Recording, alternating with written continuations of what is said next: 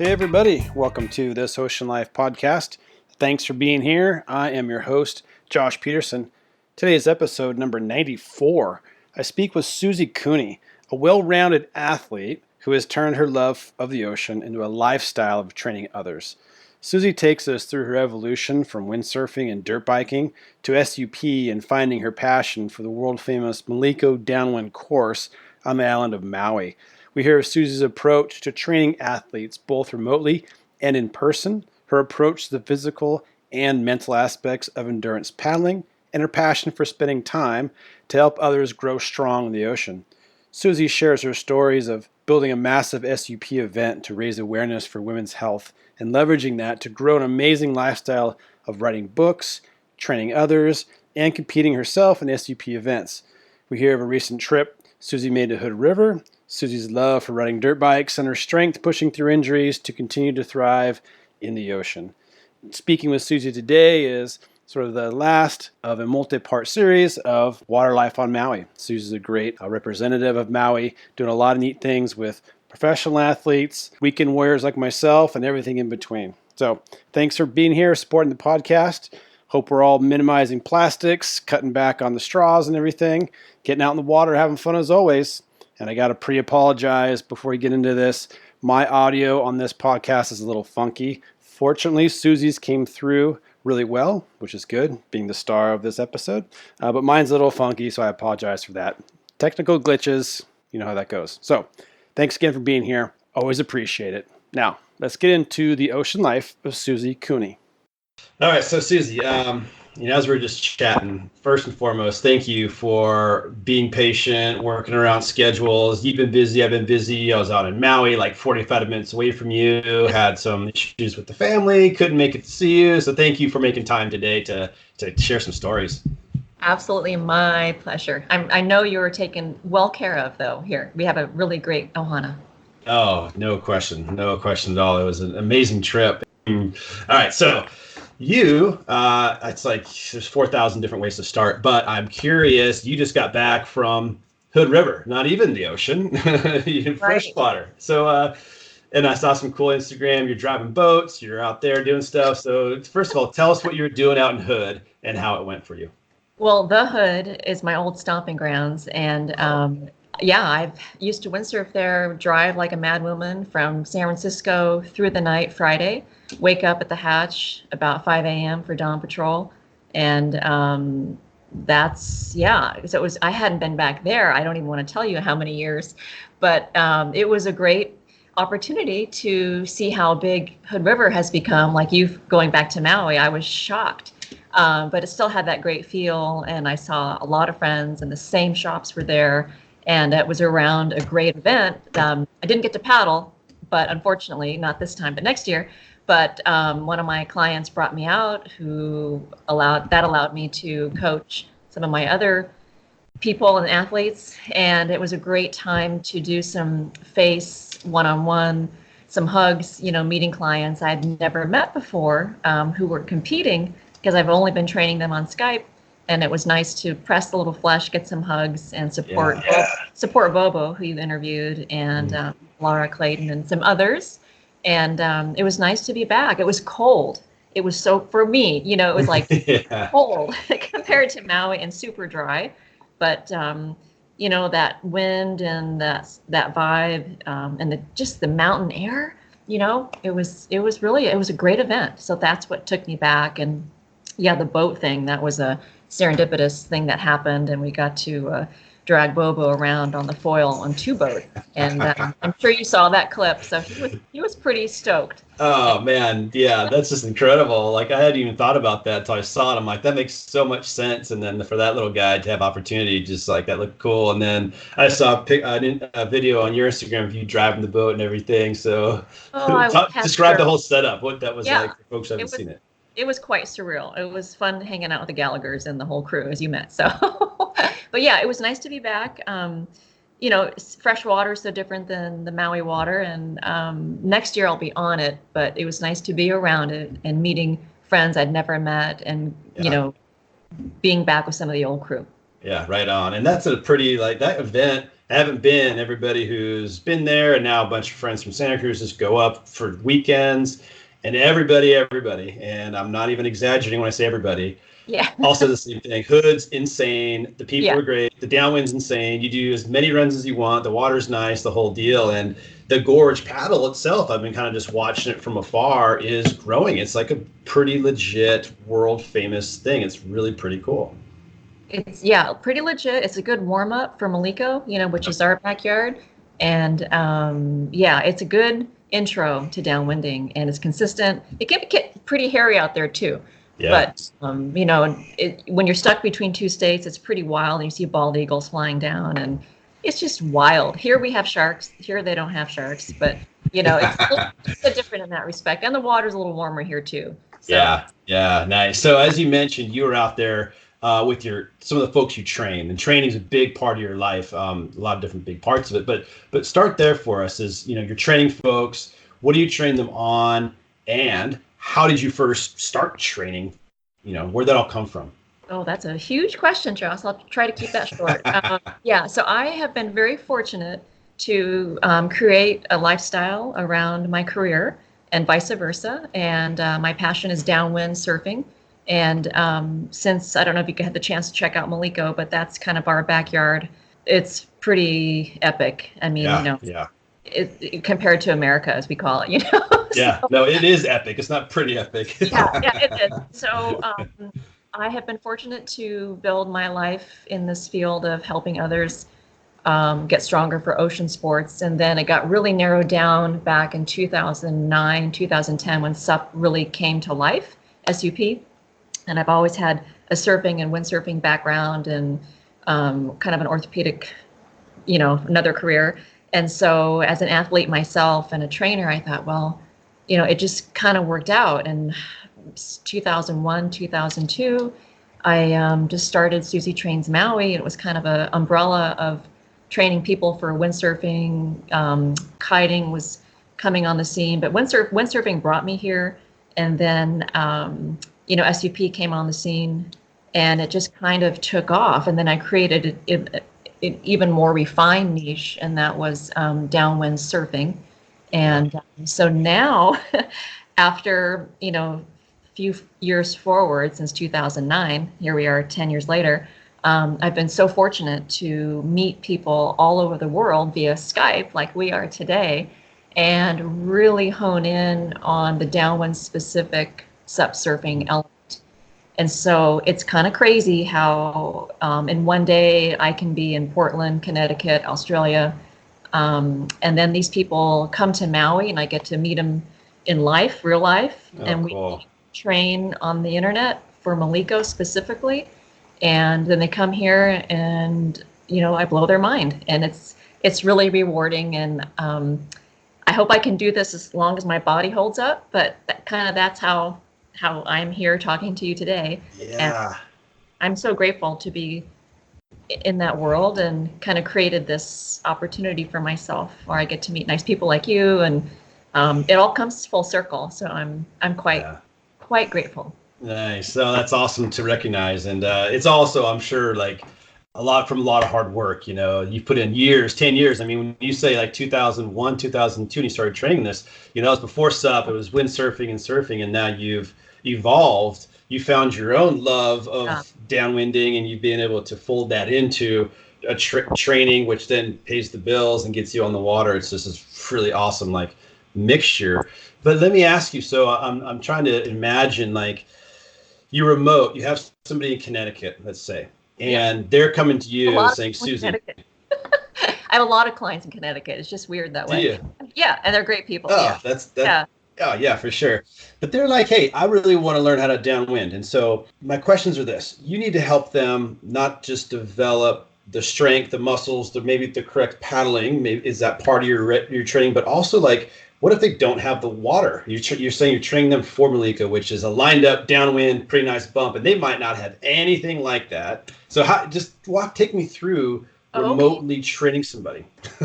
Long-winded way of asking that. It's a big question I get asked often. And luckily I I guess I give the right answers because I'm busy. So, it's a matter of pre-qualifying people also as far as where they're at paddling. So if I took a flat water paddles person who'd never seen the ocean, that might be a little tricky, but you gotta have that. If you have that desire and that dream, I can make that happen. And so what we do is we start with the basics. I have them send me a video of their paddling. It could be paddling on a lake in the middle of who knows where, Connecticut, wherever. And then I do a strength assessment. And believe it or not, I can articulate quite well and give direction over Skype. And people are pretty blown away. And it works, and with very minimal equipment.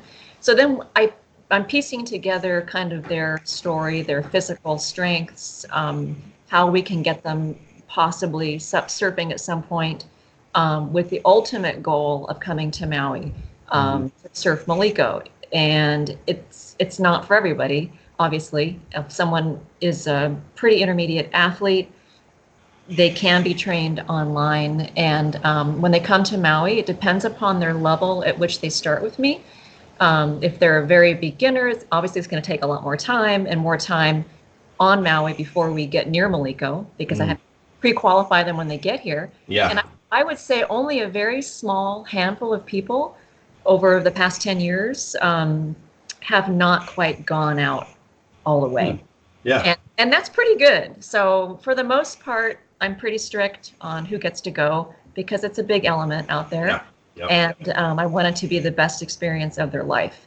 So I put together programs, downwind specific, surf footwork. We can do it all. I can simulate on all of my training gear. I'll give you a picture of all my stuff. Oh, cool. Yeah, and so it's endless on what I can provide to a person on land, and try to duplicate the sensation, the feel, the strength, the need, the education before they come to Maui. So they're very well prepared.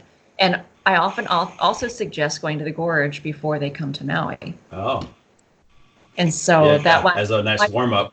Yep. That might be like their training wheels. And then if they do well, I hook them up with people that are qualified, and then I get the report back and they say, okay, Joe or Sarah's ready to go, and that just gives me more confidence, because it's an investment to come here, and it's a dream for so many people. And I want that to be as special as possible and successful.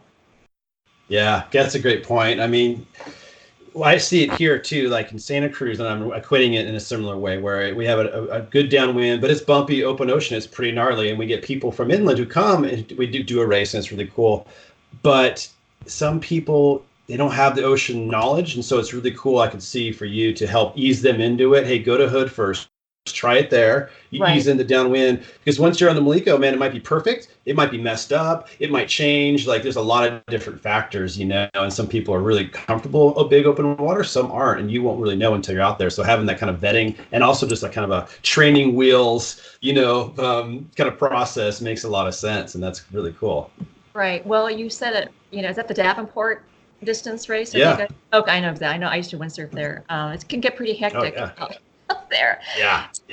So it's a matter of building somebody's confidence on land, and then getting them psyched and pumped and educated for Maui. Realistically, it's a situation where I'm sure you've been out with guys surfing and girls that maybe are in over their head, and they might have tweaked their resume a little bit, or and that. Yeah, sure. They're putting themselves at risk, and me, and I really don't appreciate that. So I really try hard not to squash somebody's spirit, but I got to get to the real story, because I've trained nothing. I used to work in the Ironman medical tent on the Big Island years ago, and a different animal of an athlete, obviously, and not a water person always. I'm just giving an example. And they've got a pretty thick resume on accomplishments and endurance, cardio, strength, and all that, but zero on the water. Yeah. And, so I try to rely on referrals that are reliable, my own assessment, and then a lot of pre-testing on Maui before we hit the big runway. Yeah. So, and then, I got all the right gear, I even have a tourniquet. God forbid I ever have to use it. But people, we don't like to say the S word, but it's a true deal. Or we come across other people in trouble. Yeah, yeah. No, it's funny. Like the tourniquet it's like for some, you're like, wow, that's so extreme. But, and I carry one of my little dive kit. So when I'm diving off the coast of Oh, California, like spearfishing, I yeah. leave some stuff on the shore in this little kit, and I have a little, like, nice piece of cord that's like tuna cord that you could tie somebody's artery if somebody got bit. And it's like, why not? It's like, Now I've just scared off the entire audience, and no one's gonna. there goes your client base. I'm sorry. Shoot, I didn't say that. No. But ocean preparedness is common sense. It's education. Yeah. It's being humble. It's being respectful of any new place you go to surf or, foil or kite or downwind. You just have to, leave your ego at the beach and put your hands in the locals, because hopefully if you are nice to them, they're going to give you the right information. That's right. 100%. So, okay, we're talking about, in this case, you get training remotely, and you have a span of probably levels of athleticism, levels of experience on the water, paddling, SUP, or other disciplines. Mm-hmm. But then you're like also on Maui. You have people like on the island who you work with. And that's different. I'm guessing they're probably at a higher level in general because they're born, they're in the water a lot there. And so talk about that, your approach to those folks who are maybe down the street or on the other side of the island, people you interact with personally in the water. Great aspect of a different profile. I mean, we do have high level extreme athletes here, and when you are surfing big waves or downwinding, Maliko, it's all relative. Or the guys out at Jaws, it's like, we're on the shoulder in the boat, we're safe. And it's like, I could never surf that. But to these guys, it's like, oh, it's 30 feet. It's all relative to your comfort level, And so some of these guys, I might really super tweak, fine tune, whether it be their mental training, which I really specialize in. That's my hashtag is the mind wins first. I don't own it, but I like to use it because it speaks to a lot of the mental discipline you need in that at that level, any level. And this type of athlete is definitely seasoned, and they might have very specific needs, or they've had a bad season and they want to change everything about their training and try something different or learn. I find that the best athletes have the best people around them. And sometimes you can have too many coaches telling you too many things, and then you get overwhelmed. But sometimes I'm sought out to maybe review something that they've just learned or something new for them to try to make their season better. And that's really fun to have that opportunity at that level, because it's no problem getting them in the zone really fast. And their focus is so high level. I love it. I almost have to hypnotize them out of it. Like, okay, so that's kind of a example of, it's pretty cool, Josh. It's cool. That's really neat that you're able to there's a spectrum of people and disciplines you're training on, again, back to the athleticism part, and then the mental part for like big wave, like high performance, world-class athletes. And then the person on the lake in Connecticut who really wants to start SUPing, because it's a neat thing. It's all the same. It's all good for everybody, and everybody gets a ton of props for doing that. But it's pretty cool that you're able to support those folks, like from one end of the spectrum to the other. So let me ask you then, for you to be able to do that, I'm guessing you were a world-class athlete. You were at a certain caliber level to be able to relate to those type of guys. I mean, is that accurate? Am I off? Or how did you get to the point where you could work with both sort of sets of folks? Well, that's very flattering. I would never consider myself a world-class athlete. I might have a world-class attitude, and some experiences that might have given me a snapshot at being close to that. I've had some nice accomplishments, and I've, like I said, my other disciplines in life are motocross and windsurfing, and I had some sponsors then, but I wasn't, wasn't making a living, but I was getting free gear, if that counts. Yeah, that totally counts. Yeah, okay. But on Maui, it's all, the bars here are very high. And so I would never consider myself a world-class athlete. I'm a world-class learner. And so if that helps, that I observe, I try to experience, I thrash my body, I throw myself out there, and I get really hurt sometimes, but that's how you learn. And you push and you push, and you try to do everything you can in your specific discipline to earn respect, to earn knowledge, and to get some miles on your body. So however we can classify world class, whether it be, I don't know now, but I'm a world class learner. Yeah, So that's I know. cool. No, I love that. So, That's a great answer. And yeah, that, it's interesting. I mean, being able to relate to the mental, not capacities, levels, because so here's where I'm going with this is you're working with guys who surf gigantic waves at Jaws, which is right down the street from you.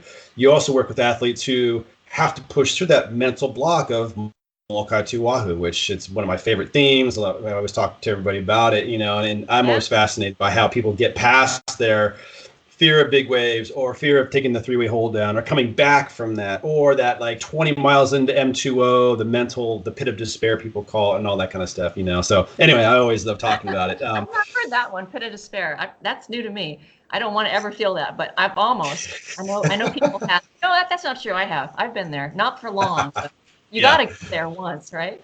Oh yeah, no, for sure. And that's like sidebar, like one of my favorite aspects of like the endurance sports is you tear yourself down, and then when you finish, you kind of build yourself back up. And I always think you're much stronger afterwards. That's what I love, just the mental aspect of overcoming those massive problems in your head. And then after when you're done, you realize like, wow, I feel like a different person now. So it's just a neat thing to get to be in that position, I think. I think, Josh, in speaking to that, it's one of my specialties that I enjoy the most because, again, I get to learn from other people's experiences and take from them when I'm doing a crossing and having those moments of doubt or moments of fear. And if you don't have any of that, you shouldn't be out there anyway. And anybody who says, "Oh, I'm not scared," they're full of, you know what. So, I think when I'm allowed in an athlete's world, whether it be a Jaws level or someone who had maybe an incident in any type of water where they had a scary hold down, or maybe their ego got bruised. I mean, it could be a list of things that just made them doubt themselves. Maybe they got hurt, they had a setback. It could be a list of things. And then it gives me great pleasure to get the trust of someone so quickly and give them the comfort that I'm there to listen, help, and find maybe that new path to success, to eliminate that fear, to acknowledge it, look at it in the face, and get through that. And I think, I don't know, but I'm told that I'm pretty good at that. So I can really, I can micro harvest people's feelings. But they don't really, oh yeah, I did kind of feel that way. And we go to deeper level, and then we can extrapolate, and then we take that on the water, and they're like, oh my God, it worked. And there's no formula I have. It's just specific for every athlete or weekend warrior. Yeah. That's awesome. Super valuable for sure. Day to day, whether you're a world-class athlete or just a weekend warrior like me, trying to push it and getting down when you can't hold my breath as long as I want, or I sucked at that paddle or whatever, everybody needs a little boost here and there. But let's shift over to like you in the water. And you just sent me a link today. You're just like your first kind of legit surf, and you said almost 6 months. So like, why is that? Why so long? What's going on? Oh, well, I was just telling someone the other day, I said, I wish, maybe we shouldn't wish this, but those of us that have been at sports for a long time, like hard impact sports, even though I traded dirt for water, a long time ago, I still had a bunch of dirt bikes here that I finally got rid of because, 5 mile an hour crashes can do a lot of damage. But I really miss it. I've been injured a lot, and so a lot. And this past one was probably overdue, but I just, I've had a shoulder issue for a while, and, we all have stuff that a lot of us do, we put up with. And there was one specific day at Kanaha, it was pretty good size, and I don't own a real impact vest. I have a semi-impact vest, and it was a good size day. I was on the back, and I got a nice big one, and it got me, and it held me down for a while, and my shoulder just compressed under myself, and it was like, oh, that kind of hurt, but I ignored it for like a while. And it got really, really bad. And then I thought I better go seriously get this checked out. And I have kind of a background in orthopedics, and that was helpful. And right away it was surgery Oh, and wow. a decent tear with some anchors in there. And that was in April. And it was not easy going into the season for my career. My goals, one of my goals was M2O again. Yeah. All of that got sidelined. And so yesterday, it was lumpy and bumpy out near Laniapoco where you were out that with your, and it was good size, but it was big and just heaving over, and the wind was on it. And it was just like, okay, I gotta go. And my buddy pushed me out and he goes, "Yeah, I gotta go." And then I didn't know that he was gonna film, and I thought, well, that's kind of cool. And it was just like my tribe, everything was good, it just, how, I don't know if you've been out that, but it was, Josh, I'm telling you, it was like someone turned the light on in my heart. Really? Wow. And you didn't really know, or did you were you feeling kind of down, or did you not realize that it was kind of the light in your heart was kind of muted until you actually went out there and caught a couple? And then you're like, oh, wow, I've been missing this. Josh, you're so sweet. I am a real advocate for mental health. That's one of my causes. And I was seriously depressed, and I disappeared off the radar. It's just my soul died, and I tried. It's just like the water is so healing. It's church, and it's where your people are, and it's all of that. It's holy water, and it's that my light was dim. I will honestly say, and I want to say that because I want to let people know that it's normal to have those feelings. But I isolated myself for a while, and I tried to finish my other book, but I couldn't type for 3 months, and I love to write. Oh man, yeah. I couldn't play my guitar. I couldn't work out. I was just like, I was a sad puppy. Yeah. You weren't dirt biking, that's for sure. No. Those days are not quite over. But anyway, so yesterday was a gift, and I'm grateful, and I'm still not. The next step will be Maliko. I'm not ready for the distance yet, but I appreciate every moment I will be on the water again. Good. Yeah. Well, it's great to hear you're back on the water, and Thank you. it's just one of those weird things. I mean, I knock on wood, and I'm knocking on my desk here that I haven't had an injury that's kept me out of the water for more than like a week yet, but it's just going to happen. Like my shoulder's funky. I'll probably have to have a surgery at some point. My knees are giving out. I'm in my mid-40s. Those little aches and pains. And I'm just like mentally preparing myself, and hearing stories like you could pull it. You're okay after 5 months of being in it. I have friends who've had their soldier stuff. And so I'm just kind of mentally preparing myself when the day comes and I got the other water for a while to at least sort of be able to handle it. But you've been through it and you got out the other side. So congrats to you. Well, yeah, thank you. I've been there a lot, and it's not a place I like to go, but I guess we all have to go there once in a while. And, it's my career. And so I had all these people booked, to come to Maui. Oh, wow.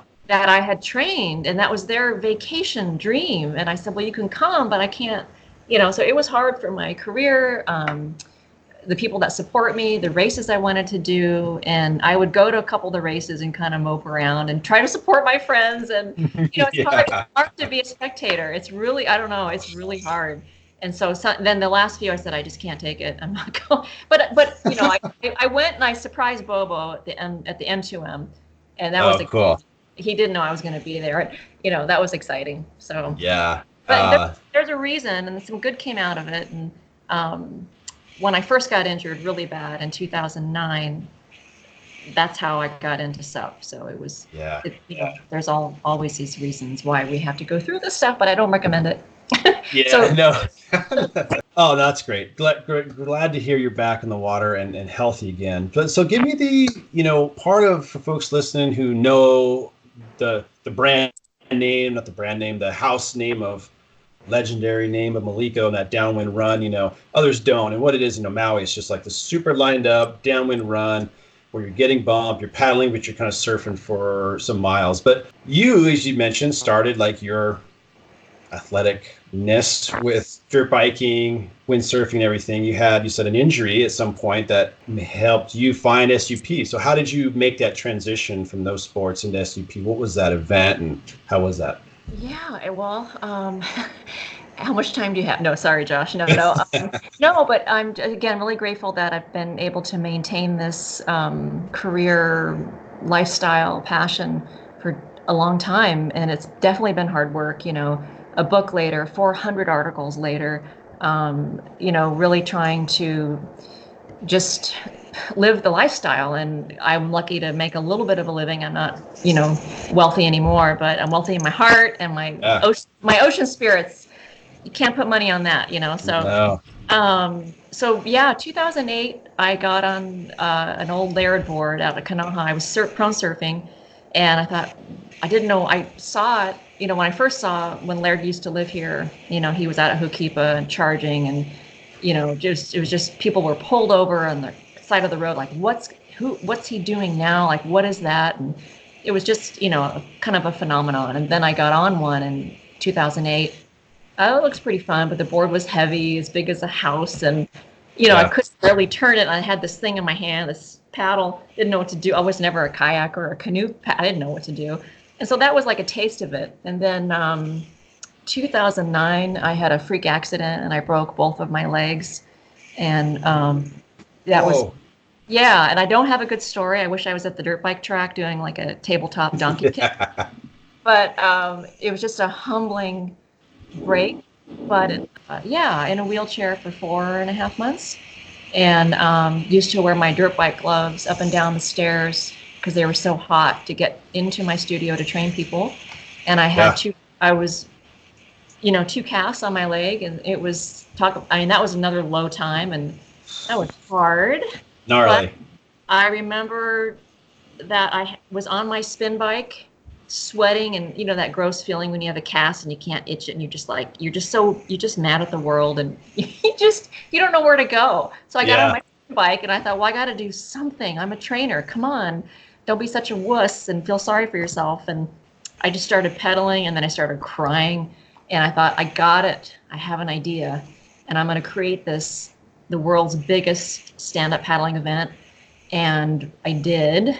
And it was 6 months, and I had the help of my boyfriend at the time. And 6 months later, 430 women showed up at the Four Seasons, and it was double overhead at Wailea in January. Oh man, really? We had these beginners on the beach. We had boards lined up. I had lifeguards. I had a Navy SEAL boat, doctors on the shore, doctors on the beach or on the water. We were ready for impact carnage. Wow. And without social media, that's when we got it was amazing. The whole community and word of mouth. Maybe it was was Facebook around then? I don't remember. And the whole community, all the shops brought their boards for free. Everybody showed up. That's how it was, And the hotel gave me their valet people, and we had DJs, hula dancers, prizes, guest speakers, and that was it. And I was going to show the world that you could stand to be strong, and that was my personal rehab, and that was and here I am, and that's how that all started for me. So the good things that come out of bad, and so now good things are coming again. I'm here with you, so thank you. And, so what was the theme of that event? Like, what was running, you're like, I need to do something, and this hit you, but what was it hit me. The theme behind it? The theme was stand up for your health. Oh. And it was to support breast cancer, which my mother was going through again. And she's also very mentally ill. So it was guest speakers about mental health and breast cancer. And the whole event was free. And it was fantastic. We had TV coverage. And it was bringing the world together. It was my career start. And things just got crazy after that in a very good way for everybody. But I was a small speck of sand in that time, but. Right on. Oh, that's very cool. And yours, like, kind of revolutionary back, almost 9 years ago, having an event based around the ocean for, women's health and mental health as well. And it's so neat now to see a lot more of that, like events that are based around the water that have a theme like that. And so you guys seeing stuff like that, more of those types of things in Maui as well, or what's it like? Well, Maui's a unique place. As you know, it's a developmental playground for the latest and greatest in water innovation. Yes, very much. And it's like we're behind in fashion, but we only have a few pair of shoes, but we have a lot of boards. Yeah. I love it. That's Very how it proud. should be. Yeah, and so it's really interesting, Josh, to watch this progression in all water disciplines. So, speaking to SUP, to foiling now, and downwind foiling. I mean, yeah, we are in this zone. It's very extreme here. So we do have some local events that are the benchmark event of the world, locally, globally, and people enjoy coming, like Olakai and then Patalamua, some other great events, but not as many as we'd like. It's not easy because, well, here's an example. Having watched the industry explode from the inception to now and all the changes, there are so many events worldwide that we can't keep up. Yeah. And so, speaking to your question, that's kind of, there's not as many here on Maui because everybody's now distracted to other places. But rumors are floating around that we're going to change that for next season, but I can't reveal that yet. Yeah. I'm just hearing some talk. It's very good on how we can bring a lot more people back to Maui for all the water sports we love, focusing on downwinding, foiling, and SUP. That's awesome. Because the sport exploded like the .com world. It just went boom. Yeah. And then now it's all repositioning, and then foiling, and now we have wing foiling, wing supping. We have the wing thing. And yeah. Oh yeah. I just got one.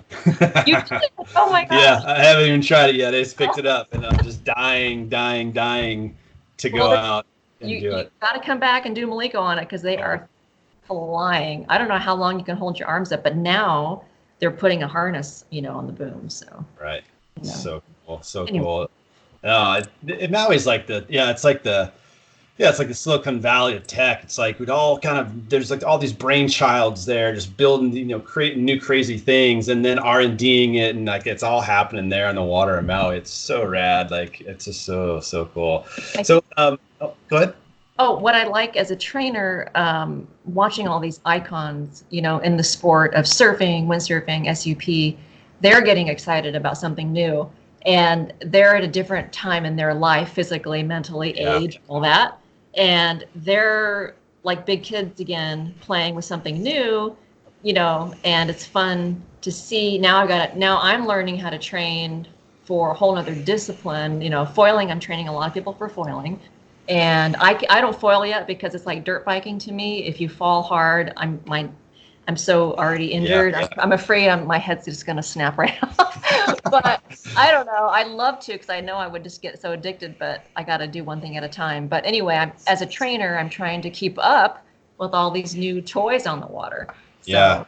Yeah. And you made a good point. And I actually had this conversation in the last couple of podcasts. I've had a couple of friends of mine who are like legit Mavericks guys. And one of them, he foils and we go foiling together. And we were just remarking upon the difference. So here in Santa Cruz, and I can claim it because I'm from here, but yeah, there's not a lot of open-mindedness with this new stuff. And it's kind of strange. Where on Maui, you have like legendary older guys, and you have the Bobos who's 10. You have Dave Kalama, who's, I'm guessing he's 50 plus.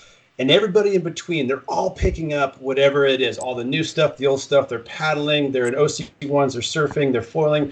It's so rad. And here in Santa Cruz, it's like I'm almost a little bit like ashamed to admit, like this very closed-minded. And there's like it's kind of strange. Like SUP, not a big thing, and it's been around for a long time. Right. OC, it's just, and maybe because it's cold, I'm not sure. But anyway, it's just interesting. You have things in the water. It's like kelp. It's called kelp. No. Yes. Definitely doesn't help some of that stuff, but I don't know. I just admire the whole Maui water style, lifestyle, and all the stuff you guys are doing. I think it's just awesome. I hear what I've spent a lot of time in Santa Cruz, and Maui has different regions of the island that are still, and we have 26 different climates here, and in one day you can. Surf Jaws, not that and then you can go to Laniopoko and hang out with your kids on little 2-foot grinders. So you can have one morning of extreme stuff, and then the afternoon you can have a mellow surf session, and that's how it is here. So we are overwhelmed with choices, which is the problem. We only have so many hours in a day. But I do remember when SUP started here, and my training changed a lot. And some of my friends wouldn't even drive with the stand-up paddleboard on their car Yeah. from Ho'okipa to town. They'd like, I can't be seen with this on my car. And now, and it's just funny how things change and people's attitudes. And here's the deal. Your body can only handle so much, Yeah. So many people that were anti this, anti that, they're making the changes. And that's good that we have options.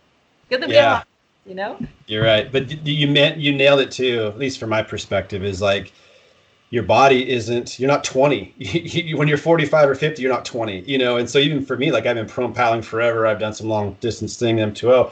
I just have I just cramp way easier now. And when you cramp, you can't get to your knees. When you can't get to your knees, long distance paddling is absolute torture. And so I'm just like, hey, I gotta maintain the long distance stuff in the water, but I gotta just come to realize that my body might be changing in a way where I can't just keep doing the same stuff, and so I'm expanding my horizons, and it feels good to do that. But you're right, the health factor definitely might force you to make some moves and some new stuff. Or Josh, you can reshape your strategy. Yep. So, and a lot of people do the same thing, the same routine over and over, and they wonder either why they're slower or why they can't go faster or why they're always injured, and in my book, I am the perfect example of I did all those exercises that I wrote about, and that I know all the things I'm supposed to do, and I do them. And sometimes you can still get injured and frustrated, and you just have to modify a little bit.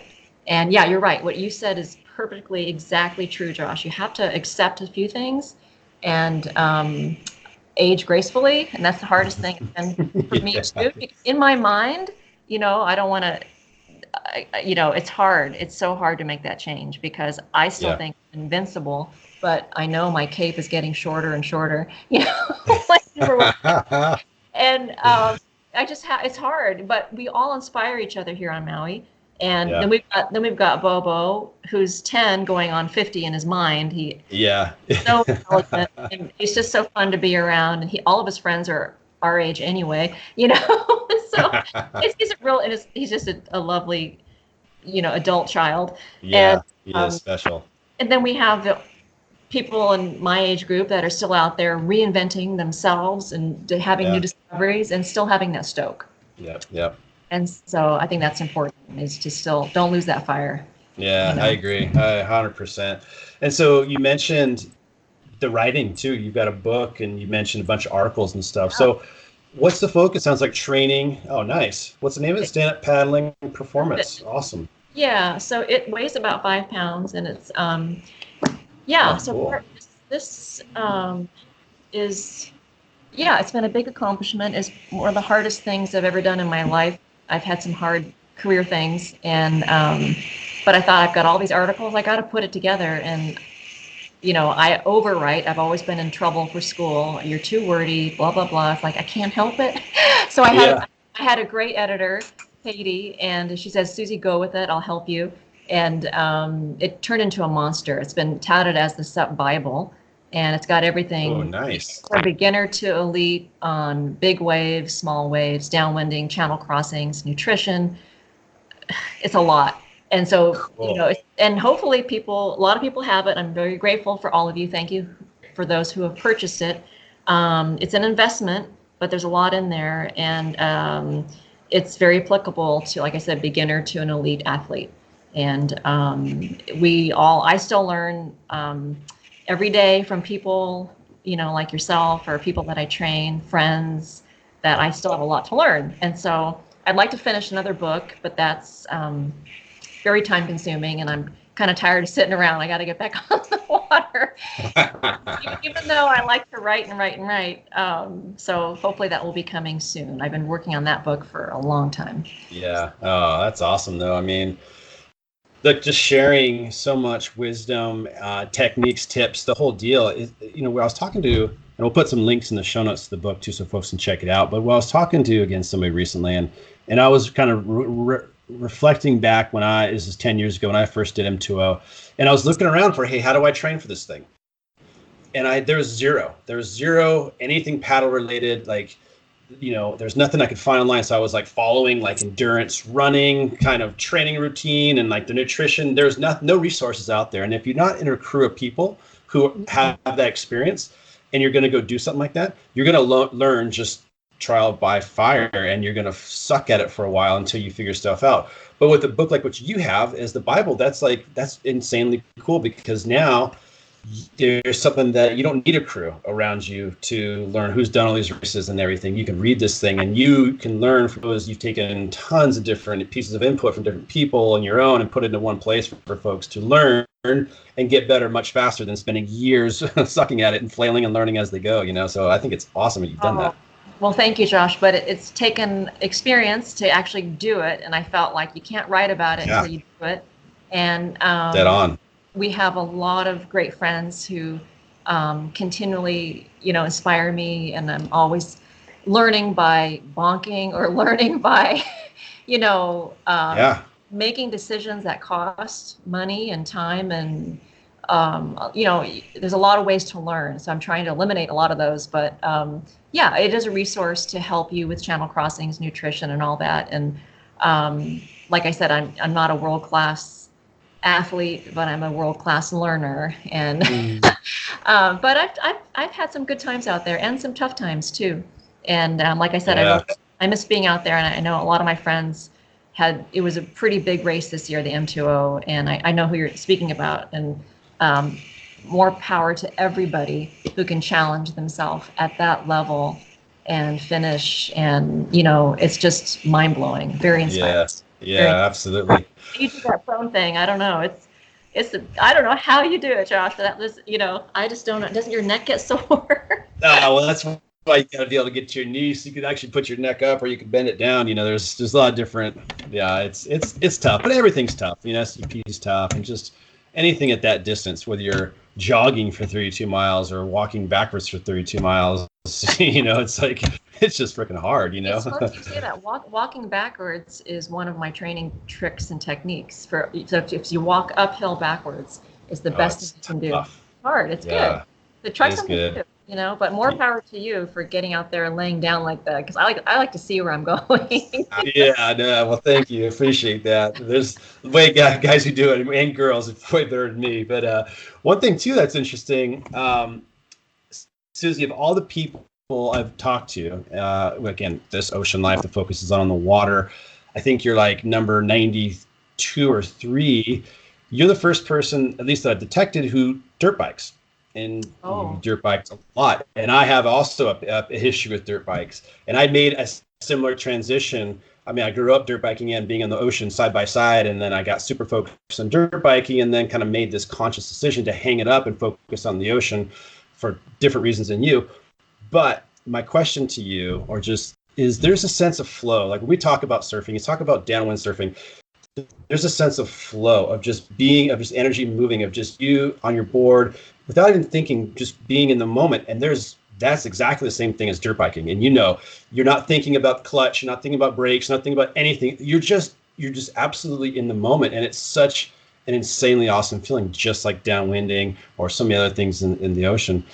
But for you, like, relate those two things together, like just, again, the sense of flow from dirt biking, and to the ocean. I mean, talk about that. But you can see by my smile. I don't know if you can see, but I got chicken skin right when you said that. Really like that. Oh my God. You're a total dirt biker. I love it. And then I want to show you. I still got. There's my helmet. Oh yeah, don't get rid of that. Yeah. I got all my gear and all the great memories, a few scars, but thank you for bringing that up, because I like speed. I like adrenaline. I love driving that boat in Hood River. That made my whole trip. It's just like driving a big bored out 4-stroke, anything throaty. I love Porsches. And anyway, it's another story, but being in the moment, like having an athlete to train that's so hyper focused that I can get into that zone and get out and then experience it yourself on the track or on the water. I think a lot of people have not yet had that opportunity. And you can't, like when you were talking, I was starting to smile bigger and my whole body reacted to that. And it's what we live for. And you don't know it until you do it. And then I try to train clients to be instinctive. And my goal is to ask them, to give them permission to let go of thinking and just get in that moment.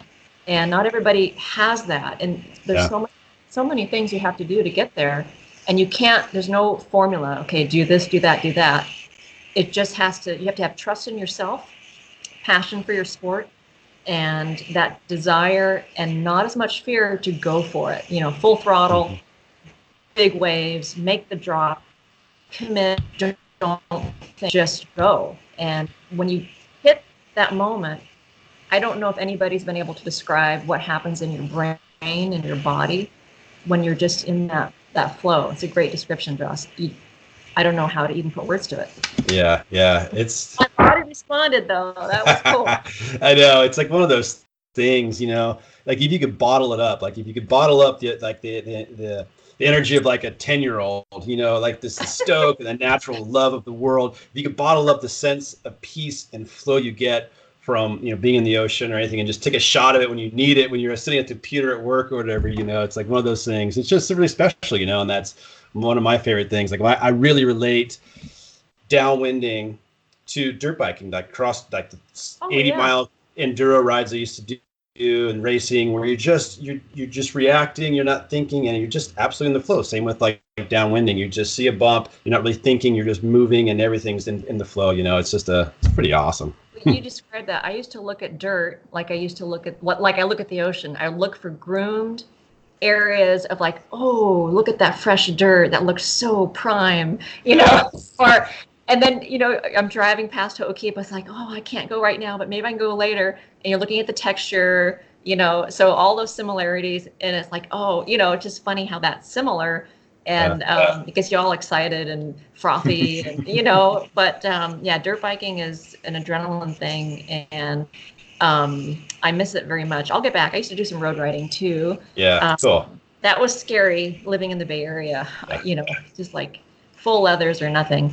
Oh, yeah, no, that is sketchy. That's sketchier than surfing Jaws would be just a normal commute in the Bay Area. But I guess getting, in the zone on the water or the dirt is kind of where I like to train people, and that whole hashtag, the mind wins first. And I try to have people spread that word, because it's true. Our minds hold us back, and they can prevent us, or they can deliver great opportunities if we just trust ourselves more. And we all have huge mental capacity to do more than what we think. And I'd like to give people a place to discover that. And what I find, Josh, is when I'm out on the water for their first Maliko run is, they're overwhelmed. The adrenaline is coming out of their teeth. Sometimes they can't stand for like a half hour because they're frozen, not in fear, but just excitement, sometimes fear. So it's just that they're just looking around, and we're bobbing up and down. I might drop down 2 feet, and they come up, and they're like, "Where'd you go?" Okay, she's there, And so there's a lot going on. And then at the end of the run, what we always do, kind of a debriefing and high fives and all that. And then we come to some really soulful stuff. Like, they were shocked that they just did that. Or like, a couple people have had some serious meltdowns. And I think it's just a matter of a lot of things going on in their lives. Some of these athletes are making changes in their life, their family. Some are full-on athletes, and they've changed careers, and there's a lot going on out there. And the ocean brings it out, and sometimes you're forced, as you know, to deal and to manage. And no matter what I can do to tell you to be comfortable, calm, it's just water, you're freaking out in your head. And, it takes a while for me to bring some people down, but I do it, and I acknowledge them and let them know that they're going to be okay, and we're going to get to point B soon, Yeah. It's a big day for a lot of people. It's a big day for me as a trainer. And I'm just really, I have a lot of fun, and I'm grateful for these opportunities, because I get to come in a person's life and experience that with them. Yeah, that's really special, is to be there, help them find it themselves, but then also be there, be present, be part of that experience for them. I think that's just a really special thing for you to get to enjoy as well. So then, Suzie, you're back in the water, shoulder rehab, you're back now surfing, you got to surf yesterday, I believe. What's next? Like what are you looking at? And you got some neat things happening in Maui next year, but what else? You're working on a book, but anything other big things happening that you could share with us? Gosh, I wish today was really special. Thank you. I wish I had some fantastic things cooking that I could share, but I am just wondering where the sport's going to go, with downwinding, where I want to go with it.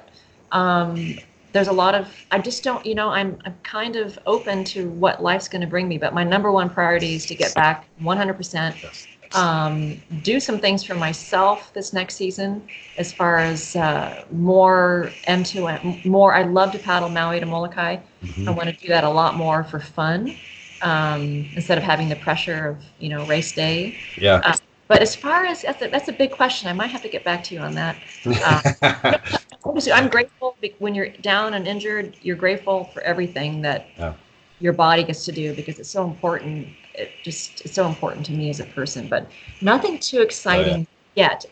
There's a couple. Actually, no, that's not true. There's a couple things brewing, but we'll see how that goes. And I'm looking forward to sharing that soon. So yeah, well, it sounds like everything you're doing today and then tomorrow and the next day is pretty freaking exciting to me. So keep it up, and it's great to hear back in the water and everything. Yeah, I just want to thank all my friends, and I have a lot of special people that you met recently and interviewed, and they've all been supportive, and they're dear friends. And our circle in the water is expansive. We have a worldwide ohana with you and everybody that we enjoy, and people that support us and what we do. And we are so lucky. So, you're spreading us out further. So exponentially, thank you, John.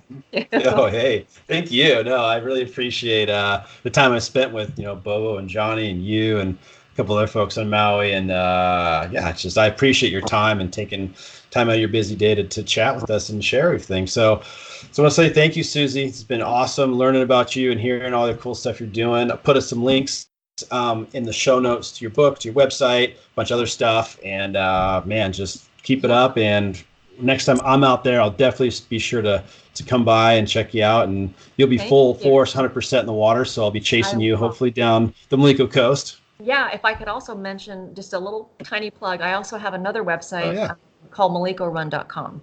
And that was a huge project. And so everybody go check that out. It covers all the disciplines of Maliko, and I've got some cool designs on there, and it's another extension of my other world. So rad. I'll put all those links on there. Yeah, I look forward to be busy checking you out. I look forward to seeing everybody on the water again. Maliko, it's coming up. Maybe in a couple of weeks on a special day. Nice. Awesome, Suzie. Well, hey, thank you so much. Really appreciate it. It's awesome talking with you, and keep rocking and get better. Thank you. Thank you. Aloha. Bye-bye. Bye-bye. All right, everybody. Thanks so much for listening to another podcast episode. Can't do it without you, and so thrilled to have you here supporting myself and the podcast and all the guests continually.